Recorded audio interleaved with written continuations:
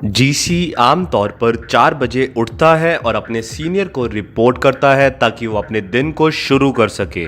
1 घंटे की training session के बाद जीसी को पीटी ग्राउंड या ड्रिल स्क्वायर की और अपने ओडीटी रशिंग के लिए रेडी होने के लिए छोड़ दिया जाता है। वो अगले 1.5 आवर के लिए अपनी पूरी स्ट्रेंथ लगाता है। पसीने में भीगने के बाद वो अपने कैबिन में वापस आता है, मेंटेनिंग प्रॉपर स्क्वाट्स। वहां वो नहाने और अगली रिग में बदलने के लिए जितना हो सके उतना तेज होने की कोशिश करता है।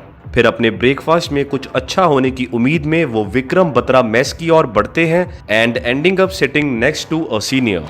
जीसी होने के नाते वो गलती करने के लिए बाउंड है। इन गलतियों की वजह से उसे पानी पी के भी काम चलाना पड़ सकता है, लेकिन उसके बाद भी वो भगवान से शुक्रिया करता है कि उसको फर्दर रॉजरिंग से बचाया। वो अपना स्पिरिट हाई रखता है और फिर से अपनी बाइक लेने के लिए कंपनी की ओर दौड़ता है ताकि ये पता लगाया जा सके कि उसका सीनियर उसकी बाइक लेना चाहता है या इससे भी वर्स उसकी बाइक वहां पहुंचने से ही पहले ले ली गई है। तो आइए आईएमए की डेली लाइफ के बारे में थोड़ा और जानते हैं।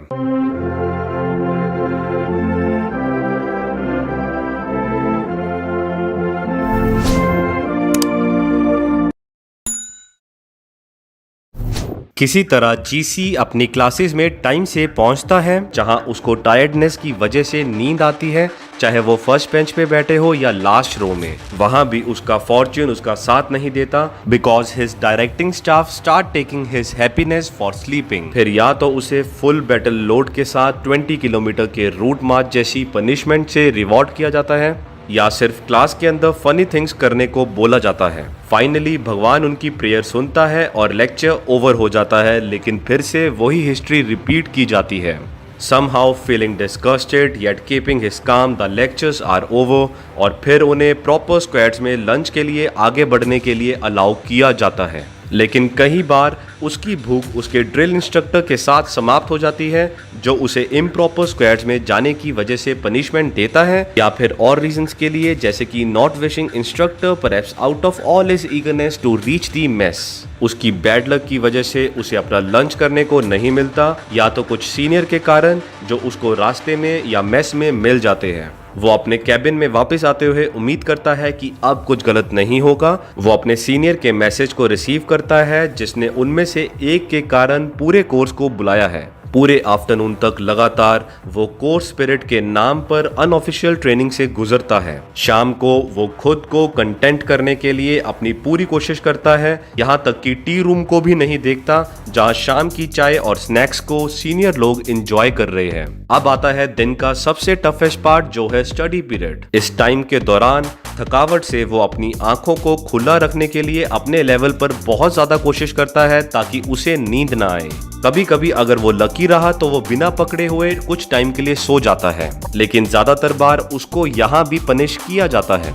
Then comes order fall in followed by dinner, जो या तो स्किप करता है टायर्डनेस की वजह से, या काफी कम टाइम होता है इसलिए जितनी जल्दी हो सके उतनी जल्दी डिनर करके निकलता है।